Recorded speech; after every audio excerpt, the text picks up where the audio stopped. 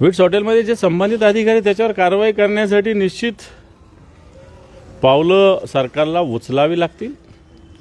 पूर्णपणे इनलिगल झालेलं आहे. करंट व्हॅल्युएशन काढलेलं नाही. राज्यस्तरावरच्या वर्तमानपत्रात जाहिराती दिलेली नाही. कंपनीत पार्टनर कोण आहे हे आपण सगळं बघितलेलं आहे. ही कंपनी रजिस्टर आहे का हा दुसरा मुद्दा आहे. इन्कम टॅक्सचा मुद्दा आहे. फायनान्शियल पोझिशनचा मुद्दा आहे. आणि हे सगळं त्या अधिकाऱ्यांनी का केलं याची चौकशी होण्याची गरज आहे. नुसतं सिरसाट्याने माघार घेण्यात त्याच्यात विषय संपलेला नाही आहे. म्हातारी मेल्याचं दुःख नाही का सोसतोय. उद्या दुसरा अधिकारी असंच करेल ना, हीच प्रोसेस राबवेल ना, म्हणून याच्यावर कारवाई झाली पाहिजे. मंत्र्यांना पाहिजे ना, ते दोनच नाव आहेत कुटुंबियांचे. मंत्र्यावर करेल ते सरकार करेल. ते काम सरकारचं आहे.